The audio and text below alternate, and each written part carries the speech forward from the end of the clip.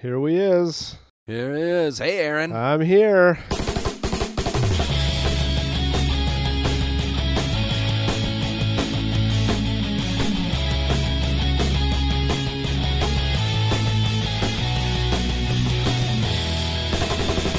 You're here. How are your holidays?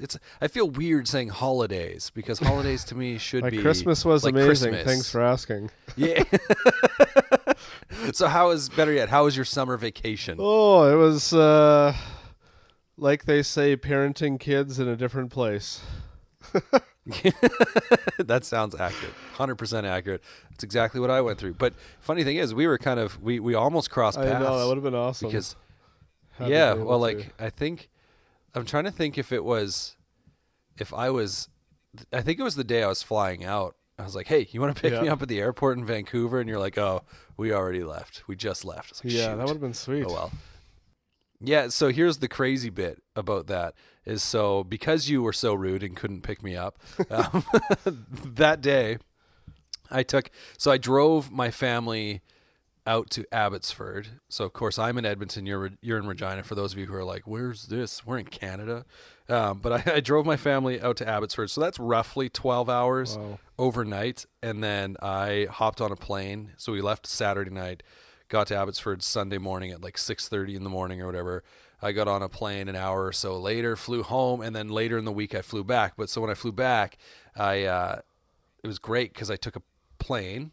And then I hopped on a train from the airport in Vancouver to get to downtown Vancouver. I then hopped on a bus, and then I hopped on a boat to get to Vancouver Island. So I did it all. I'm trying to think if there's any form of transportation that I didn't actually take. Did you ride a bike or a scooter? There you go. I did not ride a bike or a scooter, so I guess I failed. That's pretty good. 4 out of 5. Yeah, there you go. But you went down to Oregon, right? Like after Vancouver? Yeah, we went down to Portland and then made our way up to Montana for a week for a family camp. Sweet. Yeah, overall it was really good. Lots of good. So what'd you do when you're in Portland? We were staying with some friends there, so we went into Portland one day and checked out like they have, I think, North America's biggest like arts and crafts kind of outdoor sale or whatever. So they have this huge market downtown, and yeah, just walked around and ate some food, and yeah, it was really different down there. Like you're walking downtown and it's totally normal, and then there's tents set up with people living on the sidewalk, and yeah, just really interesting kind of how their homeless population is set up. I just never seen where you can just set up on a street, like have a tarp tied to a tree on the sidewalk. And so we were walking for a bit, and I was like, I wonder if we're kind of getting into territory that we should get out of. Like, were you there with your kids? Yeah, too, with around? my wife and kids. Yeah. So yeah, they're like, all right. Yeah, overall it was sweet, and I actually got to meet one of my favorite artists there, a guy named Scott Erickson. He does like faith-based kind of iconic symbolism or whatever. And so I sent him like 4 or 5 messages, and he basically said like, I'm unavailable, and I wasn't willing to take no for an answer, so I just kept bugging him. And I'm glad I did, because it ended up being really, really cool interaction, and got to buy some art prints from him, so that was definitely a highlight of the trip. Sweet. No, that's awesome. I didn't do anything nearly as exciting on my trip. I just spent a lot of time on the beach, basically. That's awesome. Went to Vancouver Island, and pretty much, I think we averaged a beach a day. There were some days where we didn't go to a beach, but then there were some days where we went to multiple. Okay. So, you know. And why did you go there? Nice. Like, you know people there? Yeah, that's where like my wife's family is all on Vancouver Island. Yeah, so we go out there pretty much every summer. Next summer, though, I think we're actually going to drive to Nova Scotia. Oh, wow. So across the country. Yeah, I think I might be a little bit crazy to pack my family in a van and try and drive that far. But hey, you know what? I'll be able to take the whole summer off, so we got to do it sometime. When am I going to be able to do that again, right? So, but you know, summer vacations and driving around and all that stuff, that means there was a lot of music being listened to. That is true. That's my favorite part. So, yeah, I figured, I don't know how we'll do this because some of it will obviously double up.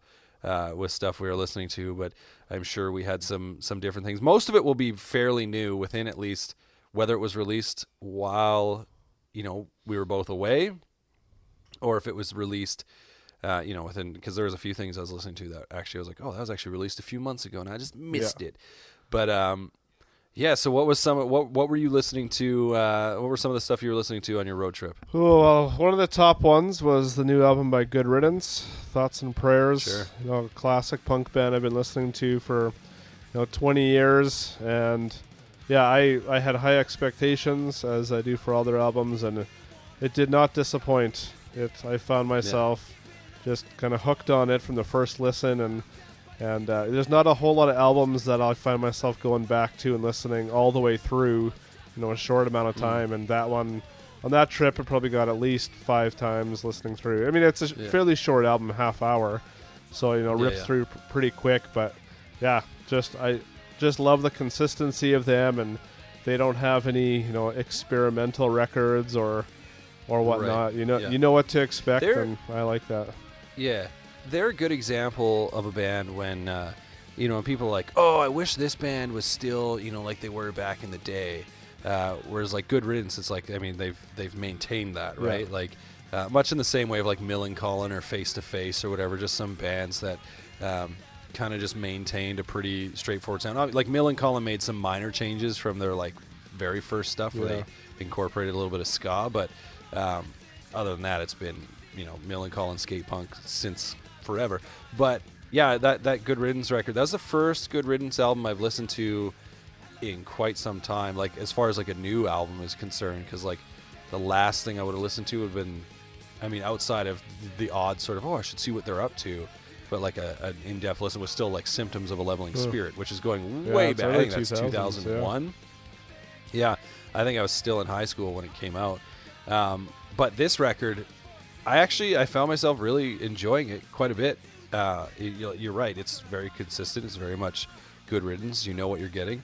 The only thing I didn't like and didn't necessarily understand, and this is probably just like whatever, but like the Spanish song, I was kind of like, when I love singing along, and so when I have no idea what's being said, I'm like, I just feel it just I feel like when you hear a song and you like misheard lyrics sort of thing. It's like, well, this is what I'm getting, except I know 110% I have no idea what they're saying. Yeah, I listened to a podcast, Lead Singer Syndrome podcast, on that trip that had that interviewed the singer of Good Riddance, and so he explained that song, and I can't remember what it was, but he's got some kind of affiliation or heritage with Spanish language. Yeah, and actually a cool fact about that album is the singer wrote that whole album, which I didn't realize he was musical in that sense, but he wrote that whole thing. That's cool. Yeah, no, it's definitely a good little listen. I went through it. It's funny that you said you went through it 5 times. I'm like, I probably listened to it at least that many times. Yeah, maybe it was more. I mean, I've listened to it lots it is so short, right? Yeah. Probably, I was going to say, like, an album that I listened to quite a bit on this trip. I'm trying to decide if I want to go with like the kind of like the surprise albums, like ones where I was like, whoa, what was this? Or I'll go with something I was anticipating a release for. And that's Beautiful Life by Junior. Yes. Which of course, like Matt, we're this far into the podcast and I haven't even said the name of the podcast. Hey, welcome to Growing Up Punk, a podcast about growing up listening to punk rock, except now we're all grown up. But yeah, that obviously interviewing Matt and kind of getting a bit of like a tee up, I guess you could say, for the album, and talking to him and what went into it. For the most part, when I think about that record, I'm like, I actually really like it.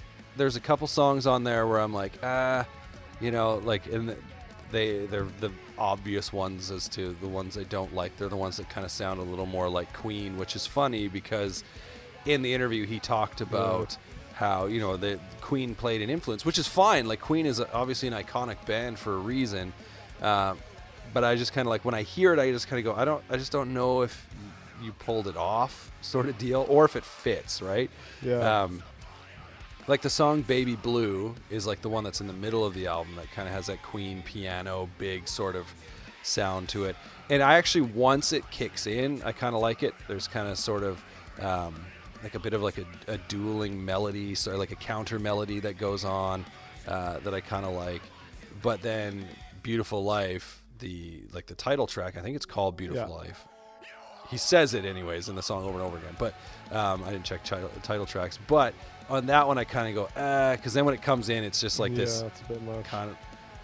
Yeah, well, and it's like this, it sticks with the Queen sort of vibe, but it's Queen without being Queen, if that makes sense. You know what I mean? Like, but the rest of the record I actually really like quite a bit.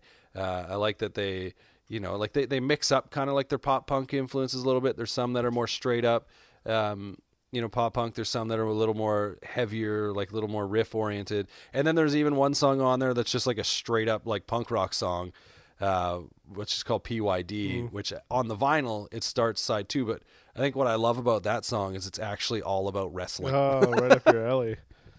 Yeah, well, because right, again, the bass player is like a wrestler, but so like that song, I was like, oh, that's funny. He just makes all these different references or whatever. I was like, I get it, and plus it's like a fast punk song with some screaming in it too. So I'm like, I'm down. But all in all, outside of kind of like the 2 sort of songs where I'm like, I really actually like the record quite a bit. Did you get a chance? I know you got a chance to listen to it, but did you have any thoughts on it? Yeah, I listened through it twice all the way through, and it definitely caught me off guard, just kind of based off their last album. I wasn't expecting, like the first song, not that it's that heavy, but a bit heavier, and then based off the conversation you had with him, I kind of had certain preconceived thoughts in my head of what the record would be. And it was, it had some elements of that, like you said, like those Queen style songs. There was a lot of songs on there that I just didn't expect to be on there, and I really enjoyed them. I did find it, after I listened to it the first time, not that it's a bad thing, but it was a little just kind of confusing style-wise. Yeah. Like, as I was about halfway through, I was like, okay, I can't, I don't really have a good grasp on what this album is trying to be, like the songs that we said, those like kind of more dramatic or thematic or whatever ones are definitely kind of there, but the rest, were just different than I expected. But I enjoyed it. I just felt, again, it's not a bad thing to kind of shift around like that. Maybe those songs would have fit in more if the rest of the record not necessarily sounded like that, but was building that way. Like more dramatic or whatever. Like I know in the interview he compared it to like, the likes of Black Parade by My Chemical Romance or American Idiot by Green Day, like more actual rock opera sort of things where it's like, oh yeah, you get into those bits and they kind of make a little bit of sense. But the fact that this album wasn't that, I think they just feel a little more out of place, especially to have 2 of them. If it was like one towards the end of the album, like if Baby Blue, let's say, was at the end of the album and it was this big like building song that starts out quiet, okay, I can see that as a closer. It closes side 1 of the vinyl, so like I get it in that position.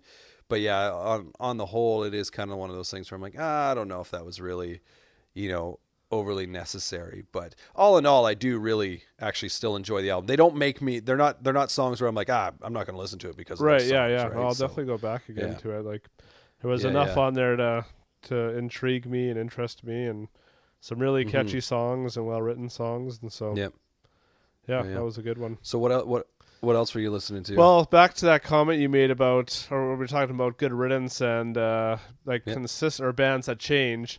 So another one was the new album by Wolves at the Gate, which is more of a kind of melodic kind of hard rock metalcore band. I've been following them for a number of years. I think this is their 4th full length. And every time I listen to them, I'm just reminded of if Thrice had stayed heavy, this is what they would sound like. And so it just makes me happy. Like it's heavy and melodic, but there's space and some atmospheric kind of riffs and singing and screaming, and just has that kind of high energy kind of power that those earlier Thrice albums had. So I've gone back to that album a number of times and I've really enjoyed it. It's funny because I'm actually looking at it right now on my phone. I had it downloaded on the trip and meant to listen to it and never too actually bad. got around to listening to it. So I do still intend to, because like Wolves at the Gate are a band that I remember from when I was first like starting to work in radio. I worked at a station that played them out of Winnipeg, and so yeah, it was I've always kind of been. I didn't even know they were still going, but like I enjoyed their early stuff for sure. So I was pretty intrigued to give it a listen, but I unfortunately forgot because there was just so much stuff I was listening to. But as soon as you say like if Thrice stayed heavy, I'm like, okay, you've piqued my interest. When I listened to a podcast with the singer of that band too, and so you said you something about you hadn't heard much from them or whatever. So on their last album, he was saying that one of the, actually I think it was him, the singer, him and his wife found out that they were pregnant like right when the album was supposed to come out. So they basically didn't tour at all off that album because he was just at home and wasn't going to leave like his young baby or whatever. So like he was definitely like bummed out about that, but I mean obviously that's how it goes. And so but yeah, no, I do plan, I got to give that album a listen for sure. So actually something I was listening to quite a bit on this trip was something that you recommended to me, which was an album by the band Much the Same, which they've been around for a while by the looks of it. The album's called Everything Is Fine. It's their latest, but when I look at their discography, they have records from 2006, 2003. So apparently also they took a break for a while, which is crazy. But when I first listened to them, I said like it reminds me a lot of Lagwagon without, the whiny vocals or whatever, however you want to describe the Lagwagon vocals. They're unique, I would say, but it's fast, it's melodic, it's catchy, but also I think like their melodies are kind of unique and creative. I know a couple times I was listening, I was like, oh, I didn't expect it to go there. With what they're doing with the melody, which is pretty cool. So but I do not remember them at all. And like that first record would have come out when I was still kind of like following, punk rock pretty closely, right? Yeah. So I mean, granted, that first album probably came out when I was transitioning more into following like the post-hardcore sort of stuff. But whatever, regardless, this new record I think is pretty great. I'm curious to know what long time Much the Same fans think about it, like if it's like it's great, or if they're like, oh, they were so better before. I don't know, but comments I saw that it was just on like the chorus.fm message board, like people are really stoked on it.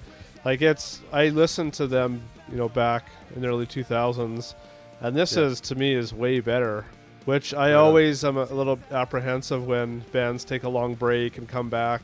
Like like a band like Craig's Brother, like is it going to be how it used to, or is it going to be completely shifted in style? And so when that first song came on, I just right away was like, oh, awesome. Like I just makes me so happy when what I hope for comes to fruition, right? And, instead of being disappointed. Speaking of Craig's Brother, they I think they have a couple of new songs that are coming out that were recorded over the course of their EP recording. Oh, okay. Which have been released to like the people who backed it on like Kickstarter or however they did it. But then I think I also heard they're planning another album, but like a full length. Oh, really? Already?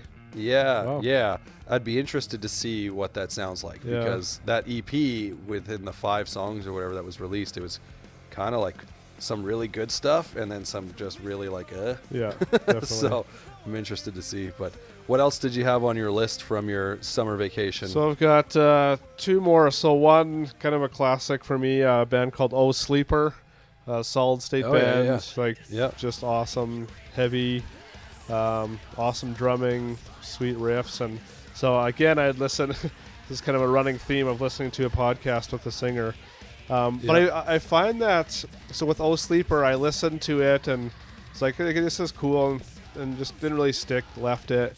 And then the singer was on the Labeled podcast talking about it and going through each song and the meaning and stories of the songs. And it just got me that much more intrigued to go back and listen. And it was interesting how much more I appreciated and enjoyed the album the second time around when I kind of had some context for it. And so even since then, I've gone back to it again and have really enjoyed it. Was it Oh Sleeper that had a band member pass away? No, I think that was As Cities Burn. Was it? Or no, not As Cities Burn. I feel like it was O Sleep, maybe not O Sleeper, but anyway. Speaking of As Cities Burn, though, they just released an audio tree session, which I'd started to watch. I haven't finished it, but my buddy recommended it to me, so I think it's probably pretty good. But yeah, so because they released, I know they dropped a single not too long ago, so the album is out now. Yeah, it came out in July. Oh, right on. Yeah. Okay, sweet. And so it's their guitar player and singer who joined Woven War and took over for, the As Lay Dying singer when they started that new band. So, right. So some familiarity in there. I was gonna say, I think is Every Time I Die. I believe one of their band members is a wrestler now. Oh yeah, the guitar player. I think that big guy. Yeah, that's right. With I think he's bald with all the tattoos. Yeah. Yeah, it's so funny. But actually, okay, so a record that I listened to, this one kind of came out of nowhere. I was just literally going through my Apple Music. They do like a new music sort of thing. So like every week you have this playlist that gets updated on new music that they think you might be interested in. So I was just going through it, adding stuff. And this band, the album actually I think came out like in June maybe, so it's been out for a little bit. May 31st. The band's called Stuck Out Here, and the album's called Until We're Each Someone Else, which I was so, I put it on not expecting anything, and I'm just listening. I'm like, okay, yeah, it's kind of, in the vein, a little bit of Gaslight Anthem sort of feel. And so, with it's definitely got some punk rock influence, but not necessarily full on punk rock, even though I believe, if I double check, yeah, their Apple Music straight up lists them as punk, which is so funny because then there's some bands you're like, yeah, this is straight up a punk band. It's hard rock. I'm like, what? Yeah. So never know what to expect. But as I was listening through it, I was kind of oh, I kind of really dig the lyrics on some of these songs because they're telling stories and whatnot. And it was just kind of reminding me of some of my favorite songwriters and whatnot, just in their ability to tell a story in a song. And then as it's going through, they all of a sudden I get to this song and they're referencing the Gardner Expressway, and I'm like, wait, are they from Toronto? And then as that song goes on, he's talks about dancing to the song Bob Cajun. I'm like, hey, that's the Tragically Hip. And then so yeah, sure enough, they're 100% Canadian, and in that song I think he actually says he moved to Toronto or whatever at some point. But anyway, I just love how each one of the songs on that album, it's not a story as far as I can tell over the entirety of the album. Maybe it is, but each song tells its own story lyrically, which is something that I kind of fully got into. I was like, yeah, this is awesome. And then sound wise, I was like, I can get behind this. It's not doing anything incredible, but it's the sound just fits, I think, the stories that they're telling. And so that one kind of came out of nowhere and surprised me. I know I sent it to you and you were like, man, not really my thing. Yeah, sorry. Yeah, sorry. You let me down, Aaron. I know, every time you send me something and I don't like it, it's like, oh, I don't want to tell them I don't like it. No, you're allowed to tell me you don't like it. I know. I bet you I could find things where I'm like, he'll like this, and then send it to you. Usually when I send you stuff, I'm like, I wonder if he'll like this. But I could probably find things to send you and guarantee that you'll like it. Yeah, I'm weird like that. One that you might not guess that I enjoy is a band called Tycho. Tycho. Yeah, it's they're an instrumental band for the most part. Check them out. They've got, I think this is their 4th full length, and it's just, I don't listen to a lot of instrumental music, and it's pretty chill, laid back. But the new one was pretty catchy, and it's got some cool singing parts in it, and you should check it out. Some good kind of more chill, just background music or whatever. But I had a friend show me them a number of years ago, and for some reason I just kind of grabbed onto that, and that's cool. So that's cool. Yeah, they put a new one out this summer too. So I gave that was a good one to listen to driving through the mountains. When it's raining, and I didn't want screaming in my head. But I wanted something just to settle me down, so I wasn't yelling at the kids or whatever. That's awesome. Was that one of the other ones that you were going to say you were listening to on your trip? Yeah. That was the other one. In a similar way, when I wasn't wanting screaming and stuff like that. I'm trying to find it. on my phone here, but it was a little more on the mellow side that I really enjoyed. Is the new album from Have Mercy, which they're a band that I've listened to a fair bit, like, of their older stuff.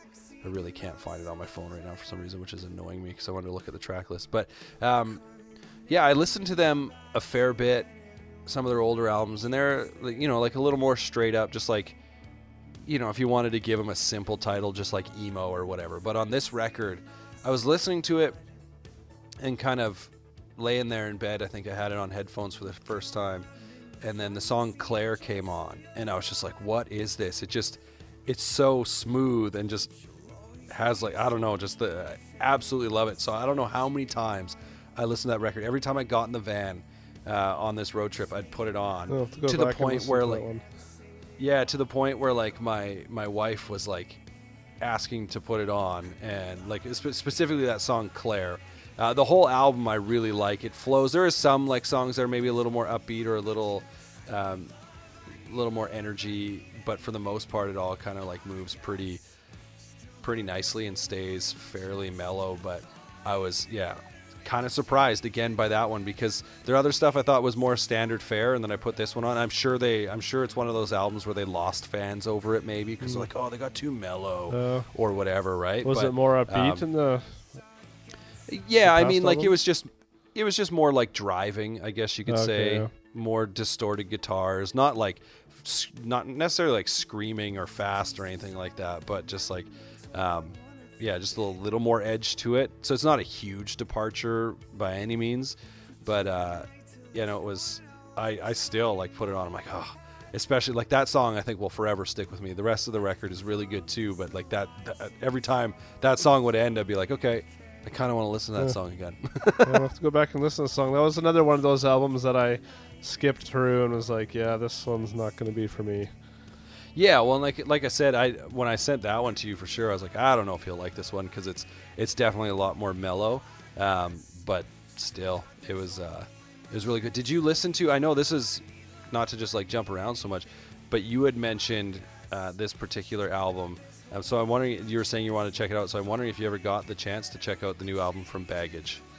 Yes, and it also wasn't really what I was expecting. I didn't really know. I had heard, it was on a podcast or something, talking about it, and I mean, I loved the Swellers, so I was like, oh yeah, I want to go back and check that out.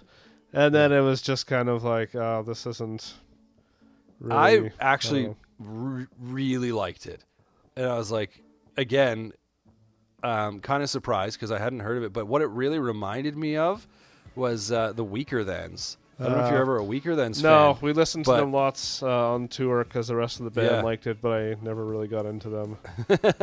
Yeah, well, and so, like, not on the same level necessarily, but, like, John K. Sampson from the Weaker Thans, like, lyrically is one of my favorite songwriters, and that's the difference here, is I don't think it ever gets there lyrically for me, but sonically it has a very similar vibe to Weaker Thans for me, and so I actually really enjoyed it in that sense. But it was a good amount of music for the road trip, because typically I listen to a lot of podcasts when I'm driving. Yeah, me too. But I had enough, like, new music and enough music that was entertaining and interesting me on this trip that I just, like on the way home, I didn't listen to a single podcast. I just drove 12, 13 hours with music. So it was kind of. There was another one too, another, like, Midwest emo band. It's just got, like, words on the front. That I sent you? Yeah. Yeah, Signals one? Midwest. Ah, yeah, that's the one. Yeah. Maybe they're not a Midwest band. Maybe they just have the name in the title. They just have I wonder where they're from. They literally have Midwest in their name. I wonder. I enjoyed that one too. The only downside is, like, it being, like, EPs. I'm always like, oh, I just want more. Yeah. But that one I actually thought that one was pretty good too, especially the first couple songs on it. I listened to it a few times for sure. I actually went back and listened to something that's years old now that I never really given a listen to. But were you ever into the band Chunk? No Captain Chunk? Yeah, definitely. Yeah. So, like, I listened to, like, a couple of their songs and, you know, like, a couple of their, like, earlier stuff, But I went and I added, like, I don't know if it's their last album. I don't know if they've officially broken up or what, but it's been a while. They're on hiatus. Yeah, so Get Lost, Find Yourself. Yeah. I put on my phone, and It's a good especially album. the song, especially the song Worst Case Scenario. I was like, oh, yeah. But, I mean, everyone knows In Friends We Trust. That was, like, the main Chunk, no Captain Chunk song. That's like the, hey, dudes, are you ready to? Which Yeah. always, like, it's always so funny.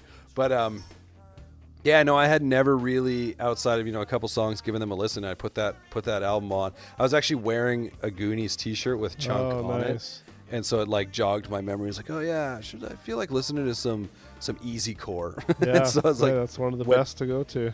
yeah, I went with that, put it on, and I was like, this is fun. And that song, Worst Case Scenario, I was like, instantly stuck in your head. Yeah. It's so catchy. But, so it was a summer vacation with a lot of good music. That's for sure. Yeah, I know. I miss having those opportunities where I think that almost every day. Like, I wish I just had like 2 hours to just sit and listen to music and not feel pressure to listen to something I really want. Because I took on the trip. I took my old iPod Classic too, and nice. I just love like scrolling through that and be like, oh, I forgot about this band, and putting album of that on or whatever.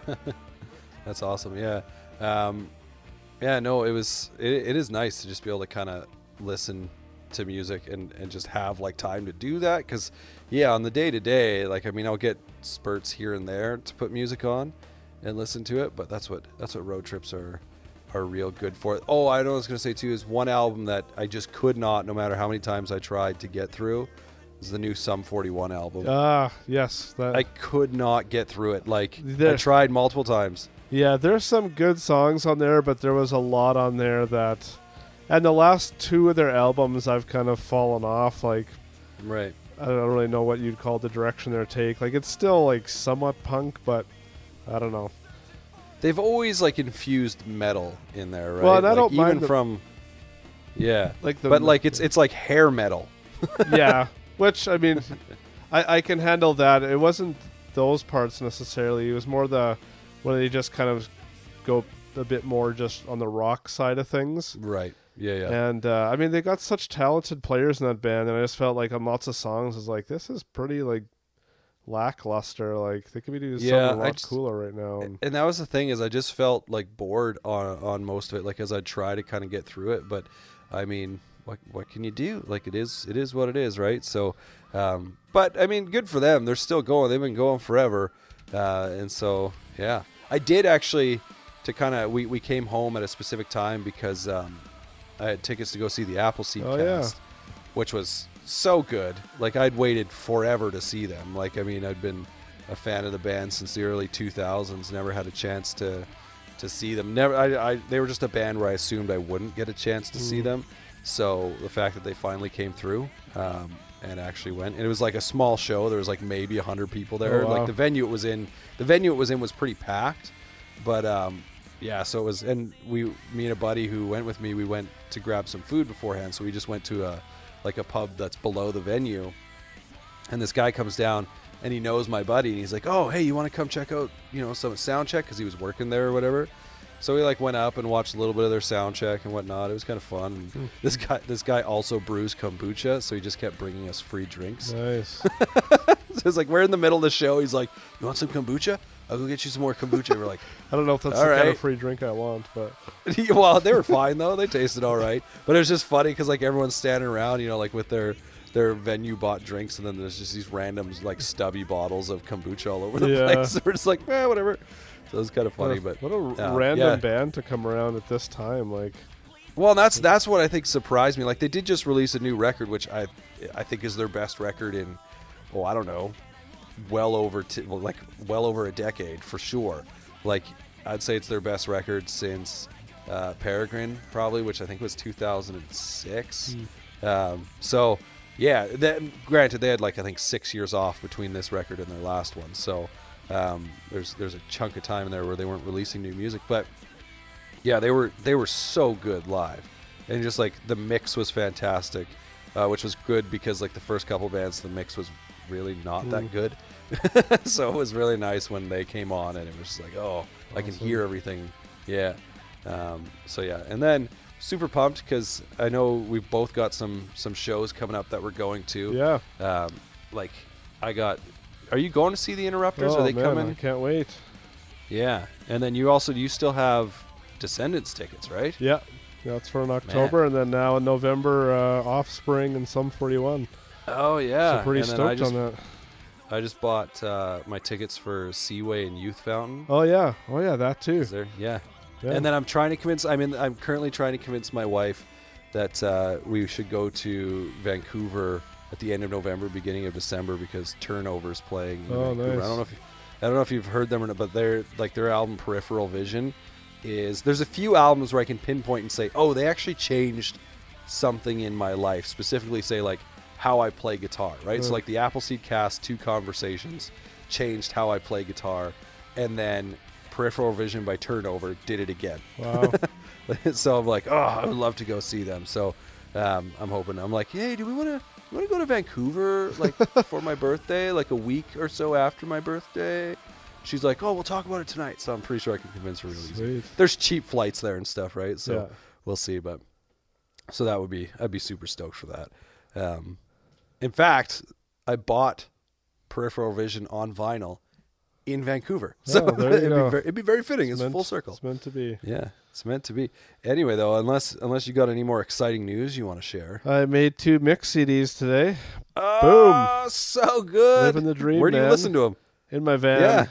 Oh, okay. Yeah. So do you not use like your phone in the van or anything like that? Just CDs? Well, I just got an aux cord that finally works again, but then I got to take my case off my phone and I just I've got like probably 50 mix CDs or CDs I've burned in there, and I just always keep them in there and so I mean I've been making mix CDs since I was a teenager, and I still love it. I love going through my iTunes and picking everything from the last however many months and my favorite songs, and so it's sweet. I miss listening to CDs in my car. I still could, but there was a time where I just had vehicles that didn't have Bluetooth or aux inputs or whatever, so it was just CDs. So that's when I go thrifting, right? And be like, I want to try and find all these things, and you put them in. But I haven't gone thrifting for CDs in so long because I finally got a car that I can just use my phone, and I'm like, I'll just download whatever I want on my phone. So I do kind of miss that a little bit. Yeah. But I also feel like I'm like, do I really need to spend a couple bucks? Because I'd never buy just one CD. Thrifting would always turn into 5 or 6 CDs, right? And so it's like, well, I don't really need these. If I really want to listen to them, I can just download them on my phone. Yeah, I love the CD because you can just put it in and you don't have to worry about touching the phone screen or fidgeting around with your phone or whatever. You just put it in, press the buttons. It's just easy to manage. And then once it's done, it just starts over again. Yeah. Right?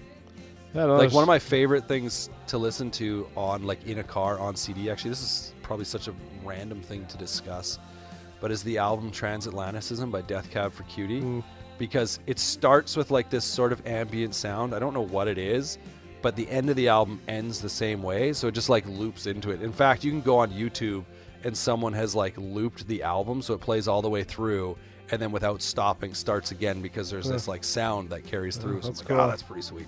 Yeah. So, but anyway, I think we're gonna wrap it up there.